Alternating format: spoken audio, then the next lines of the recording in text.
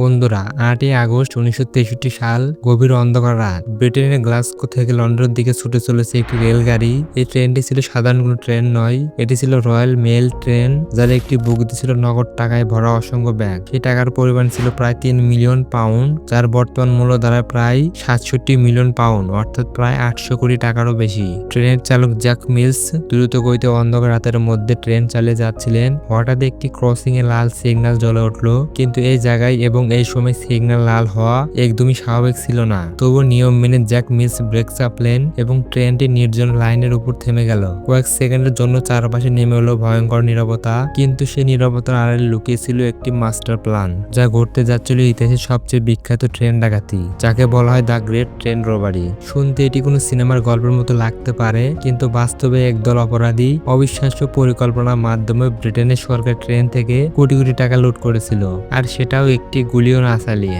সবকিছু শুরু হয়েছিল কয়েক মাস আগে। লন্ডনে কিছু কুখ্যাত অপরাধী একসাথে বসে একটি বড় ডাকাতির পরিকল্পনা করছিল। এই পরিকল্পনার মূল হোতা ছিল ব্রুস রেনল্ডস। তার কাছে একটি গুরুত্বপূর্ণ গোপন তথ্য ছিল। এই তথ্য তাকে দিয়েছিল রয়্যাল মেলের একজন সিনিয়র সিকিউরিটি অফিসার, যার পরিচয় আজ পর্যন্ত রহস্য রয়ে গেছে। তথ্যটি ছিল গ্লাসগো থেকে লন্ডনগামী ট্রেনে একটি বিশেষ বগি থাকে, যাকে বলা হয় HVP, হাই ভ্যালু প্যাকেজ। এই বগিতে সাধারণ বড় অঙ্কের টাকা পরিবহন করা হয়, আর একটি নির্দিষ্ট দিনে এই বগিতে অস্বাভাবিক পরিমাণ টাকা পাঠানো হবে। ডাকাতদের লক্ষ্য ছিল শুধু সেই বগিটি।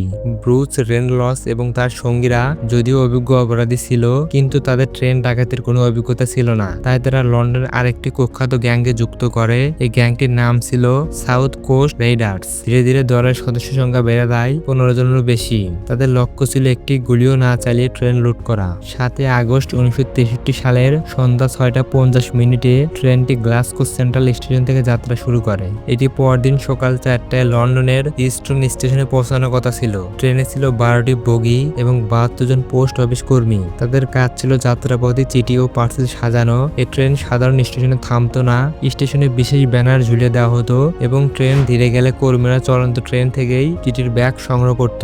যে বগিতে ডাকাতি হওয়ার কথা ছিল তা শুরুতে ট্রেনের সঙ্গে যুক্তই ছিল না। এটি নেইন ভ্যালি স্টেশনে যুক্ত করা হয়। এই বগির নাম ছিল HVP বগি। সাধারণত এতে প্রায় 3 লাখ পাউন্ড টাকা থাকতো, কিন্তু সেই সপ্তাহে ছিল ব্যাংক হলিডে, তাই সেদিন সেখানে ছিল প্রায় 10 মিলিয়ন পাউন্ড। আর সবচেয়ে গুরুত্বপূর্ণ বিষয়, সেদিন যে HVP বগি ব্যবহার করা হচ্ছিল তাতে কোনো সিকিউরিটি অ্যালার্মই ছিল না। এ তথ্য ডাকাতরা আগে জেনে গিয়েছিল। 8ই আগস্ট রাত প্রায় 3টার দিকে ডাকাতরা তাদের পরিকল্পনা কার্যকর করে। তারা একটি সিগন্যাল পোস্টে কারচুপি করে, সবুজ আলো ঢেকে দেয় এবং ব্যাটারি ব্যবহার করে লাল সিগন্যাল জ্বালায়। ট্রেন সেখানে এসে থেমে যায়। এরপর সহকারী চালক যখন সিগন্যাল ম্যানকে ফোন করতে যান, তখন দেখেন টেলিফোনের তার কাটা। ঠিক তখনই ঝোপ থেকে বেরিয়ে আসে ডাকাতরা। তারা সহকারী চালককে ধরে ফেলে এবং ইঞ্জিনিয়ারের চালক জ্যাক মিলসকে আক্রমণ করে। প্রতিরোধ করার চেষ্টা করলে তার মাথায় লোহার রড দিয়ে আঘাত করা হয়। তিনি সেখানেই অজ্ঞান হয়ে যান। এরপর ডাকাতরা ইঞ্জিন ও প্রথম দুটি বগি বাকি ট্রেন থেকে আলাদা করে দেয়। তাদের লক্ষ্য ছিল ট্রেনটি আরো 1 কিলোমিটার দূরে একটি ব্রিজে নিয়ে যাওয়া। সেখানে তাদের ট্রাক অপেক্ষা করছিল, কিন্তু সমস্যা হলো যে লোকটিকে তারা ট্রেন চালাতে এনেছিল সে নতুন ইঞ্জিন চালাতে পারছিল না। শেষ পর্যন্ত তারা জ্যাক মিলসকে জোর করে ট্রেন চালাতে বাধ্য করে। ট্রেনটি ব্রাইটগো ব্রিজে পৌঁছালে ডাকাতরা HVP বগির দরজা ভেঙে ভেতরে ঢুকে পড়ে। সেখানে থাকা 5 জন কর্মীকে বেঁধে ফেলা হয়। বগিতে ছিল মোট 128 টাকার বস্তা, মোট ওজন প্রায় 2.5 টন। ডাকাতদের হাতে ছিল মাত্র 15 মিনিট। তারা মানব চেন তৈরি করে এক এক করে 120টি বস্তা ট্রাকে তুলে নেয়। সময়ের অভাবে 8টি বস্তা রেখে যায়। ডাকাতরা একটি ট্রাক ও 2টি ল্যান্ড রোভার নিয়ে সেখান থেকে পালিয়ে যায়। 45 মিনিট পর তারা পৌঁছে যায় একটি ফার্ম হাউস হাইড আউটে। সেখানে গিয়ে তারা আনন্দ করতে শুরু করে, এমনকি মনোপলি গেমও খেলেছিল, আর সেটাও আসল টাকা দিয়ে।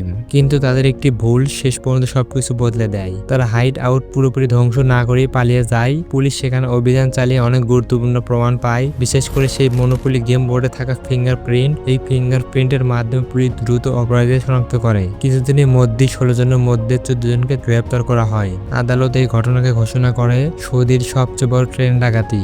গ্যাংয়ের বেশিরভাগ সদস্যকে 30 বছরের কারাদণ্ড দেওয়া হয়। এই ঘটনার পর ব্রাইটগো ব্রিজের নাম বদলে যায় ট্রেন রবার্টস ব্রিজ। আর ট্রেন চালক জ্যাক মিলস মাথার আঘাতের কারণে আর কখনো কাজে ফিরতে পারেননি। কয়েক বছর পর তিনি সেই আঘাতের ধাক্কা নিয়েই এই পৃথিবী ছেড়ে চলে যান।